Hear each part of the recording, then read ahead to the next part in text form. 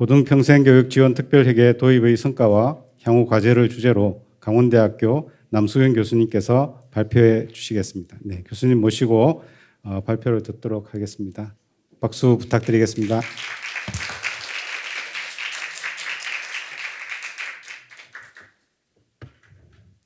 네, 방금 소개받은 강원대학교 교육학과에 근무하는 남수경입니다. 제가 여러 가지 지금 한국교육재정경제학회 회장도 맡고 있고 또 저희 교육부랑 함께하는 교육재정중점연구소 소장도 맡고 있어서 그렇지만 오늘은 교수의 한 사람으로 발표를 하겠습니다. 오늘 보시면 알겠지만 제3차 포럼이라고 제목이 되어 있습니다. 그러니까 1차에서는 저희가 교육부와 함께 지금 계속 진행해 오고 있는데 얼마를 확충할 것이냐. 그럴 때 이제 지금 5개년 계획에서 잠깐 차관님 말씀하신 것처럼 국가 경쟁력을 높이는데 과연 대학이 경쟁력을 갖는 구조로 가려면 어느 정도까지 재정을 더 확충해야 되냐에 대한 논의를 많이 했고, 두 번째는 아마 사학진흥재단하고 하면서 현실이 어떻냐. 그래서 저희가 여기 천 의원님 계시지만 국회와 논의를 할 때는 이런 열악하다 하나, 그다음에 도와주면 엄청난 힘을 발휘할 수 있다. 이 두 축으로 지금 이제 논의를 하고, 오늘은 그러면 그동안 짧지만 잠깐 고특회계가 도입된 이후에 어떤 성과를 보여주고 있느냐, 이 부분에 대한 논의를 하려고 합니다. 그래서 제목은 이렇게 도입 이후의 성과와 향후 과제에 대한 부분을 제가 개괄적으로 발표를 하고, 사실 더 구체적으로 뒤에 발표하실 세 분들이 현실 속에서 진짜 어떤 변화가 생생하게 있는가 이렇게 들려주실 예정입니다. 그 내용들은 제목이 성과와 향후 과제이기 때문에 성과를 좀 다각도로 저희가 하려고 노력을 했습니다. 그래서 하나는 전체적으로 규모가 커지면서 또 새로운 그릇이 생기면서 어떻게 이 성과라고 하는 것들이 실제 사업을 재구조하는 큰 역할을 했느냐, 그 그릇 역할을 했느냐가 첫 번째 파트에서의 성과 부분이고, 두 번째는 짧은 기간이긴 하지만 기존에 계속 해 나오면서 차관님 말씀하신 것처럼 저희가 일반 재정 지원 사업 규모가 진짜 많이 커서 단위가 좀 지원하는 단위가 커졌거든요. 그러면 대학의 여건들이 좀 제한적 수준이긴 하지만 어떻게 변했는가, 고특 전후로 이런 논의들을 하려고 하고, 저희가 또 그러면서 좀 욕심을 또 내봤습니다. 운영한 지는 지금 사실 데이터로 보면 한두 해밖에 안 되는데, 그렇지만 뭔가 자율혁신이라는 것 때문에 변화 가능성이라고 하는 게 보인다라고 하는 걸 끄집어내기 위한 실증적 분석을 하려는 게 세 번째 파트입니다. 그걸 기반으로 과제 부분은 너무 욕심내지 않고 좀 다루려고 합니다. 지금 제가 중점연구소 소장을 맡고 있다 보니 고등도 중요하지만 저희 입장에서는 교육 전체가 다 중요하다 이런 입장이기 때문에 저기 입구에 있는 분처럼 어떻게 하면 우리나라 교육 전반이 발전할 수 있을까, 이런 부분으로 좀 개괄적으로 마지막을 정리를 하겠습니다. 다 아시겠지만 고등평생교육지원특별회계가 사실 학령 인구 막 감소되고 또 내국세 연동으로 우리 교부금이 계속 증가하는 구조에 대한 다소 비판적인 논의, 혹은 정부 차원에서 좀 더 크게 거시적으로 바라보자, 효율적인 재정 구조를 가져가자 이러면서 이슈가 되면서 나타난 부분입니다. 그래서 교육세 세입 부분 중에서 일부를, 그러니까 곧 유아에 쓰는 돈을 빼고 나머지 부분에 다 가져오고 싶었으나, 혹은 또 저희가 욕심은 있지만 그 중에 이제 나름 정치적 결단으로 50%를 확보하면서 출발해서 지금 점점 증가하는 이런 구조를 가지고 있습니다. 그렇지만 고특이 도입돼서 일종의 처음으로 이제 고등에 대해서 나름 법적 기반 하에서 재정을 안정적으로 확보할 수 있는 기제가 도입됐고, 그렇지만 중장기 목표와 관련해 가지고 계속해서 가기에는 좀 제한적인, 보시는 것처럼 한시적인 성격을 가지고 있습니다. 그리고 도입될 당시에 약간 정치적 타협의 산물이기도 하고, 또 운영하면서 보면 이게 과연 지속 가능성 얘기와 특별 회계라고 하는 목적이 저기 주항에 표시되어 있는 것처럼 국가재정법에 보면 특별 회계로 하는 것이 일반 회계하는 것보다는 확실하게 더 효과적이어야 한다.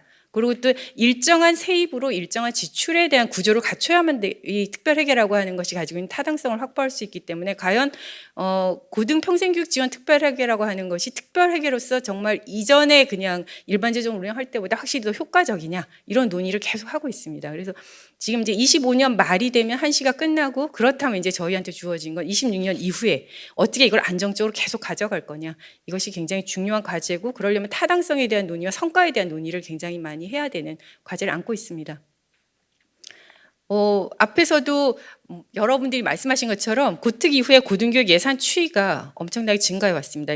지금 보여드리는 표는 2012년부터 국가장학금이 도입된 12년 이후에 지금 25년까지 그 앞부분을 보면 사실은 또 다른 논의를 할 수도 있습니다. 국가장학금 때문에 증가한 거 아니냐 뭐 이런 얘기를 할 수 있기 때문에 이후에도 계속 어떻게 얼마나 증가해 왔는가를 보여주고 있고 2012년 대비하면 지금 거의 뭐 한 3배 가까이 거의 증가해 가고 있는 이런 걸 보이고 있습니다.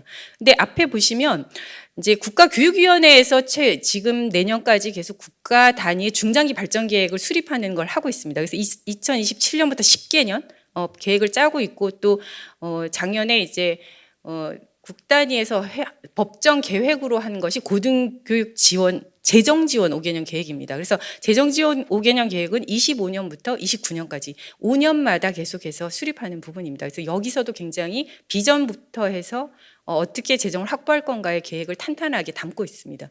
그래서 제가 나중에 말씀드리겠지만 저는 이번에 연장된다고 하면 이 기간을 같이 가져가는 게 좋지 않나 이런 생각합니다. 그러니까 3년 단위로 하게 되면 25년 말에 끝나면 28년 다시 말까지 가는데 우리가 재정 지원 계획이 29년까지이기 때문에 저는 이번에 연장한다고 하면 4년을 통해서 29년까지 해서 계속해서 뭔가 이 일관성을 가져가는 게 어떨까라는 제안을 맨 뒤에 하고 있습니다.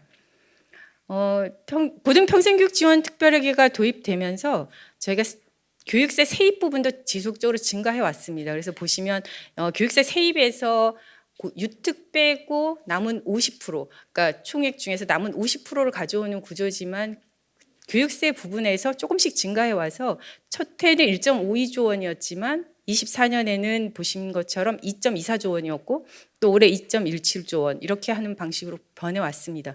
그리고 증가 조금씩 하고 있고 또 보이지 않지만 일반 회계에서 순증도 조금씩 계속 이루어지고 있기 때문에 이 그릇이 저희한테 너무나 이제 소중한 기회를 계속 제공하고 있습니다. 밑에 보시면 세출에 있어서 지금 교육부가 가지고 있는 고등 부분과 그러니까 고등 평생교육 지원 특별회계이기 때문에 고등 부분과 그다음에 또 평생 관련된 부분 이 그림이 보여주고 있는 건 그 외에 또 기타 타 부처에서 이 특별 회계에다 담고 있는 고등 관련돼 있는 부분입니다. 그래서 이 그림을 토대로 나중에 또 한번 제가 제안을 드리겠지만 사실 고등 평생교육 지원 특별회계가 도입되고 저한테 그런 질문 많이 합니다. 고등 총 예산이 진짜 얼마냐 이런 얘기 굉장히 많이 하거든요. 그래서 저는 이 고특회계가 도입되면 굉장히 좋은 하나의 주머니가 만들어졌기 때문에 총괄적으로 타부처에서 하는 것도 가능하면 담아서 딱 한눈에 파악할 수 있고 좀 체계적으로 이것을 운영하는 방식에 대한 고민도 함께 하면 어떨까라고 하는 것들을 이 그림에 기반해서 나중에 제안을 했습니다. 그래서 앞으로 이 부분은 앞에 서론에서도 말씀드린 것처럼 시작할 때 말씀드린 것처럼 성과 3가지와 향후 과제 이렇게 말씀을 드리려고 합니다. 첫 번째는 고특이 도입된 이후에 재정지원 사업이 어떻게 재구조화되었느냐 크게 이제 4가지로 정리를 할 수가 있습니다. 첫 번째는 재정지원의 좀 패러다임이 바뀌었다고 하는 부분이 되게 중요한 부분입니다. 전체적으로 우리가 지방대학 중심의 재정 지원을 확대하고 있고 그렇기 때문에 지금 표 6에서 보여드리는 것처럼 지역의 혁신에 지방대학이 뭔가 중심이 돼서 다양한 역할을 하고 그러니까 국가 경쟁력에 앞서서 지역을 활성화시키는 가장 기본적인 역할을 할 수 있는 방안으로 재정 지원 사업을 운영하고 있습니다. 그래서 지역 혁신 중심 대학 지원 체제라 그래서 올해부터는 이제 라이즈 체계 하에서 굉장히 큰 예산이 증가하면서 이걸 기반으로 해서 지역 단위의 혹은 또 지방 대학의 재정 지원을 확대하는 방식으로 운영하고 있습니다. 그래서 다양한 라이즈 체제에 담겨 있는 사업들 이런 내용들이 담겨 있습니다. 두 번째는 대학의 좀 생태계가 변화하는 것들 이 부분은 특히 고특이 도입된 다음에 대학 차원에서는 어떤 변화가 있느냐 보면 좀 대학의 자율 기반의 교육 혁신을 할 수 있는 사업에 대한 지원. 그래서 저희가 보통 그냥 특정 목적형 사업뿐만 아니라 조금은 대학이 계획에 입각해서 중장기 계획에서 운영할 수 있는 일반 재정 지원 사업 부분이 엄청 증가했습니다. 그러니까 국립대 육성 사업이나 대학 혁신 지원 사업이나 그래서 그와 관련된 걸로 보면 조금은 대학 생태계가 재정 지원에 스스로 계획을 세워서 상황에 따라서 조금은 혁신을 할 수 있는 기반의 어떤 자금을 제공하는 이런 방식으로 바뀌고 있기 때문에 점점 이제 대학들의 요구를 기반으로 해서 인건비나 경상비 관련되어 있는 것도 조금은 자율적으로 운영할 수 있는 부분이 증가하고 있고 이것은 아마도 교육부에서 계속해서 지속적으로 자율 혁신의 흐름을 가져갈 수 있는 이런 토대가 되는 가장 중요한 변화가 아닐까 싶습니다. 그래서 표 9와 10은 국립대 육성 사업과 대학 혁신 지원 사업이 최근 한 5년 동안에 가장 재원을 확보하는 방식이나 증가한 부분들을 보여주고 있고, 또 한편으로 보면 재원을 배분할 때 조금 눈여겨볼 수 있는 부분들은 그런 부분도 있습니다. 그러니까 대학이 혁신을 하되 국가 장학금처럼 어떻게 보면 부가가치를, 학생들이 어려운 학생이 가더라도 실제 대학의 노력에 의해서 학생들의 성공을 지원할 수 있는 어떤 혁신을 하고 있는가, 이런 부분들이 지표에 담기고 있고, 또 그와 관련돼서 자율적으로 집행을 하게 하는 부분이 증가함에 따라서 과연 성과는 어떻게 관리하겠느냐, 이런 부분들 때문에 인센티브 관련된 비중도 증가하는 방식으로 점점 성과를 자체 혹은 지표로 관리하면서 자율혁신을 할 수 있는 기반을 만들어주고 있는 이런 생태계로 변하고 있다라고 하는 게 두 번째 부분입니다. 세 번째는 최근 들어선 첨단 분야의 인재 양성과 연구 역량 관련되어 있는 부분들이 점점 증가하고 있습니다. 제가 재정 지원 관련해서 고등에서 늘 발표할 때마다 제일 부러웠던 것은 1998년에 처음 도입된 BK21이 지금도 여전히 가고 있습니다. 이것의 결과는 붉은색에 표시된 것처럼 우리나라 박사들이 1.9만 명, 거의 2만 명 가까이 매년 배출이 되고 있습니다. 제가 볼 때는 이 증가율은 아까 박 총장님이 해외 가서 되게 부러웠다, 유럽에 가서 부러웠다는 아마도 이 BK 사업의 성과가 제가 볼 때는 굉장히 글로벌한 수치를 높이는 데 기여하지 않았나. 그래서 역대 대통령 때마다, 정부 때마다 저 붉은색으로 표시된 것처럼 점점 BK 사업의 규모나 지원단의 숫자나 증가하고 있고, 그것이 밑에 있는 그림처럼 제약 취약률이나 진학률에 관계없이 점점 증가하고 있습니다. 그리고 그 성과가 지금까지 계속 이어지고 있는, 그래서 첨단 분야로까지 확장되는 이런 것들을 보이고 있어서 앞으로 가져간다라고 하면 이와 같이 저희가 혁신 사업이든 모든 사업에서 적어도 98년에 도입됐으니까 지금 2025년이니까 도입된 지 적어도 한 3, 40년은 돼야지 성과가 나타날 수 있는 건데, 저희가 막 2, 3년 만에 뽑아내듯이 뭔가를 하려고 하면 안 된다. BK의 성과는 과연 저희가 볼 때는 글로벌 지수로 보든 뭐도 보든 엄청 최근 들어서는 확장성을 가지고 있다. 이런 것들을 좀 더 드러내는 것들이 연구 역량, 또 나중에 교육 역량까지 높이는 데 기여할 수 있지 않을까 생각하고 있습니다. 마지막으로는 고등교육 기회 확대 관련된 부분입니다. 국가장학금을 통해서 지속적으로 계속 수혜자 학비를 경감하고 있고, 그와 관련된 돈은 특히 이제 올해 같은 경우는 지원하는 구간도 저희 보면 9구간까지 증가하고 있고, 또 주거 안정 장학금까지 증가하고 있습니다. 그러니까 이런 부분들은 제가 볼 때는 앞으로 제가 이제 조금 더 솔직히 말씀드리면 제가 국가장학금 등록금 정책 전문가인데 이걸 하면서 든 생각은 뭐냐면, 늘 한국형 팝사처럼 미국에서는 대부분의 나라들은 등록금에 대해서만 지원하지 않습니다. 그러니까 코스트 오브 어텐던스라서 총 교육비에 대한 지원을 하는데, 제가 올해 보면서 국가가 이제 드디어 총 교육비에 대한 지원 체제로 뭔가 장학금 구조를 개편하기 위한 흐름을 타기 시작했다, 뭐 이런 것들을 볼 수 있고, 그래서 이와 관련된 변화들은 계속 가져가지만, 또 한편으로 보면 저희가 국가 장학금이 차지하는 비중을 나중에 보시면 알겠지만 굉장히 높습니다. 그러다 보니까 등록금 규제 정책이 함께 가면서 고등의 예산이 대폭 증가하지 않는 한은 우리가 등록금 의존율도 높고 사립대학 비중이 높은 우리나라 같은 경우는 사실은 총 공교육비 규모를 키우는데 되게 제한적일 수밖에 없습니다. 그래서 그와 관련된 부분들에 대해서도 좀 고민을 함께 해야 된다는 게 국가장학금이 안고 있는 약간 숙제이기도 합니다. 도입 후에 어떤 변화를 거쳤느냐를 각각 국립대학과 사립대학의 규모를 가지고 보시면 알겠지만, 국립대학도 일반재정지원사업 육성사업 관련된 것들이 지속적으로 증가해서 한 5년, 최근 5년에 보면 한 2.2배 정도 증가를 했습니다. 그래서 돈이 증가한 것이 제가 국립대학 교수로서 이렇게 힘든 적이 있었나? 제가 우리 학교에 간 지 20년 됐는데 최근 한 5년 동안 이렇게 바쁠 수가 없다 쉽게. 돈을 준다는 건 활동을 요구하고 있고 변화를 요구하고 있고 그만큼 성과를 내라는 강조를 하고 있습니다. 아무것도 주지 않고 할 수 없는 구조고, 이것이 이제 탄력을 받아서 문화를 바꾸고 있기 때문에, 그렇다고 하면 국립대학의 이 공공성, 지역을 변화시키는 원동력으로 작용하고 있는 것들을 점점 확인할 수 있지 않을까 이런 생각을 하고 있습니다. 사립대도 마찬가지로 대학 혁신 지원 사업을 통해 가지고 굉장히 많은 고특회계 이후에 적어도 증가하는 부분들이 2배 이상씩 늘고 있고, 이런 부분들이 규모에 따라 조금 다르긴 하지만 아마 사립대학이 자체의 경쟁력을 갖기 위한 구조개혁을 할 수 있는 일종의 시드 머니로 쓰이고 있고, 또 자체적으로 여러 가지 혁신을 하기 위한 노력에 기반이 되고 있는 이런 것들을 확인할 수 있습니다. 이와 관련된 것들이 국립대학의 여건 변화들을 보면 어떻게 사업비가 오면서 예컨대 장학금이나 학보율이나 이런 것들이 변하고 있는가, 구특이 도입되면서 이런 부분들을 국립대학의 여건도 보여주고 있고, 특히 국립대 같은 경우는 학생당 교육비는 구특 이후에 엄청 증가하고 있습니다. 그래서 어떻게 보면 기존의 국립대학들이 서울대학교 10개 만들기를 비롯해서 국립대학이 가지고 있는 그동안 조금 어떻게 보면 경쟁력이 저하 혹은 또는 열악한 환경 이런 부분들에 대해서 구특회계 이후에 엄청난 개선을 한 것들을 볼 수 있습니다. 그래서 그와 관련된 것들, 특히 여건 개선된 것들은 아마 재학생 충원율이라고 하는 건 학령 인구 감소 때문에 어쩔 수 없는 자연분이 있긴 하겠지만, 그럼에도 불구하고 지속적으로 사업비가 도입된 이후에 큰 변화를 겪는 것들을 저희가 볼 수가 있습니다. 사립대학도 마찬가지입니다. 구특이 도입되면서 장학금이라든가 보면 환경과 관련되어 있는 기본적인 요소들이 많이 개선되고 있는 것을 볼 수가 있고, 그와 관련해서는 구특 이후에 학생당 교육비도 역시 23년에 기존하고 다르게 이제 22년 이후에 크게 개선되는 것들을 볼 수가 있습니다.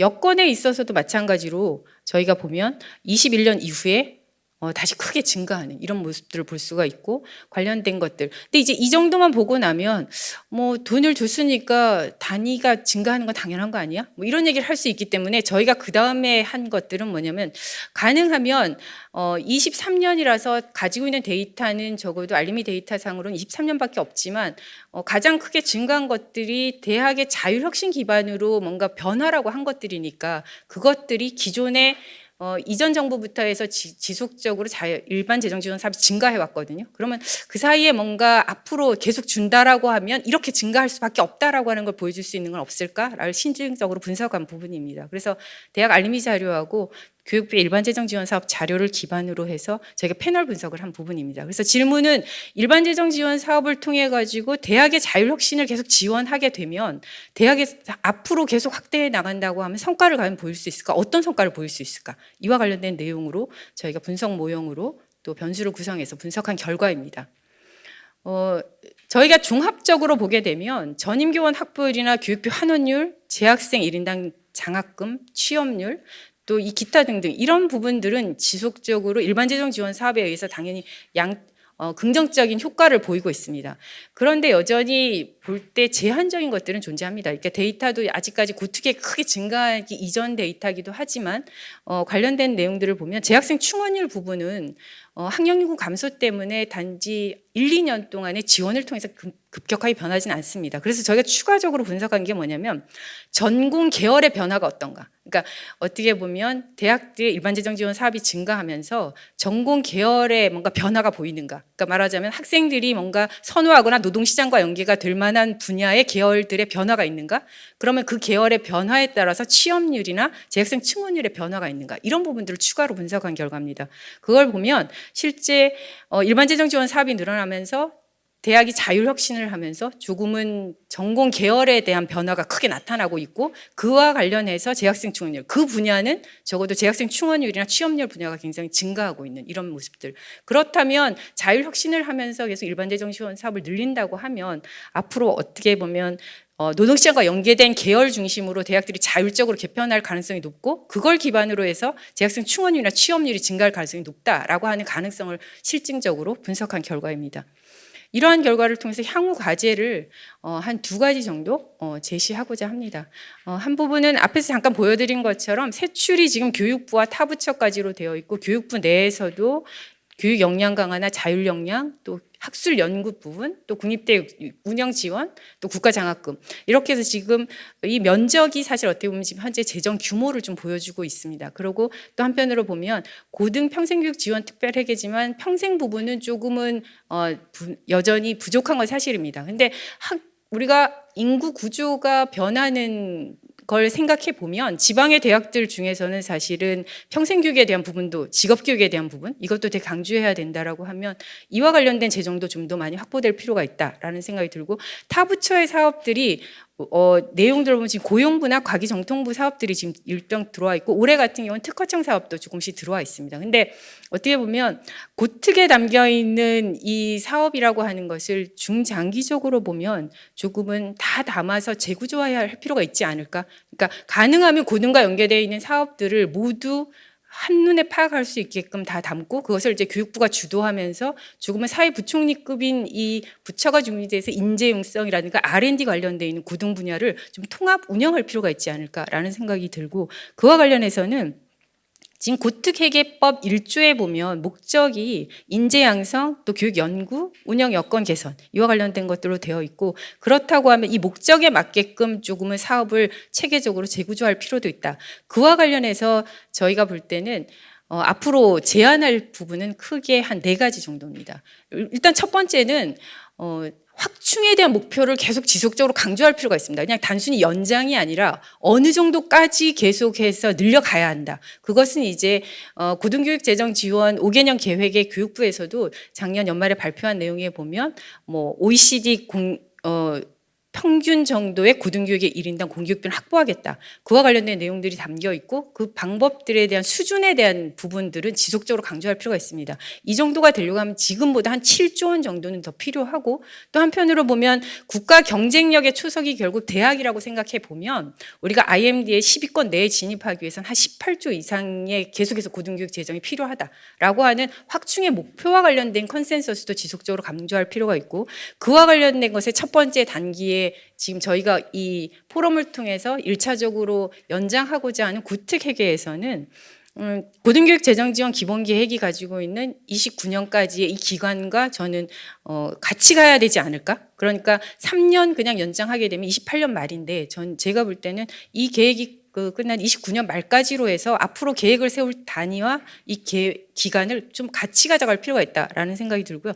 최근에 보니까 국회에서도 발의하실 때 2030년까지 발의한 내용도 있더라고요. 그렇다고 하면 저는 최소한 29년하고 일치되게 가는 게 좋겠다는 게 제 첫 번째 전문가적인 의견입니다. 두 번째는 다른 자료 보고서 자료집에는 자세히 돼 있지만 현재 계속해서 얘기할 때 돈을 늘려주는데 어떤 성과를 보이느냐를 그렇기 때문에 저희가 이제 오늘 성과와 향후 과제라는 이 타이틀이 붙어 있는데 성과를 가져가는 방법 중에 하나는 계정을 좀 구분해서 운영하면 어떨까? 이제 특별회계 중에서 계정을 구분해서 운영하는 것들이 많이 있습니다. 이 보고서에 보시면 참고하시면 될 것 같고요. 그렇다고 하면 계정을 한 3개 정도로 구분하는 건 어떨까라고 하는 게 두 번째 제안입니다. 그러니까 고등 교육 연구 계정과 그다음 인재 양성 계정과 지역 평생교육 계정으로 구분을 해서 이 내에서의 재정을 세입은 무엇으로 하고 세출의 사업은 어디까지 하고를 하게 되면 자연스럽게 이 계정별로 성과 관리가 되면서 계정마다의 목표치를 정하고 계속해서 평가하고 확인하는 방법도 있겠다. 그러므로 인해서 이 연장 기간이 끝난 이후에 조금 중장기적으로 보면 고등교육 재정 교부금으로 만일 제도를 저희가 제안한다라고 하면 그때는 이 계정을 사업의 단위로 담아서 같이 가져가는 방법도 있겠다라고 하는 게 두 번째 제안입니다. 그럼 세 번째 부분은 저희가 최초에 도입될 때 교부금에서 교육세에서 유특을 빼고 남은 금액의 50%를 가지고 출발을 했는데 조금은 공동사업비도 늘리고 저희도 보면서 지역 같은 경우는 교육발전 특구라든가 글로컬 사업이 유초 중 고까지가 함께 운영하는 것들이 많습니다. 그렇다라고 하면 조금은 이 비율을 50%에서 60%또 늘려가면서 공동사업의 규모를 좀 더 키워가면 어떨까라고 하는 게 이제 세 번째 관련된 내용입니다. 그리고 끝으로 지금 현재 고특의 법안 내에서는 그냥 특별회계나 타 기금으로부터 전입금 정도만 써 있습니다. 근데 앞으로 해 나간다고 하면 도대체 어떤 특별인지 어떤 기금인지를 좀 더 구체적으로 밝힘으로써 가지고 올 수 있는 좀 주머니를 추가로 확보하는 게 어떨까라고 하는 게 네 번째 제안 내용입니다. 그래서 앞으로는 저희가 성과를 종합적으로 받고 이제 이와 관련된 내용을 중심으로 해서 고특 연장에 대한 계속해서 노력을 해갈 것을 제안드리면서 발표를 마치겠습니다.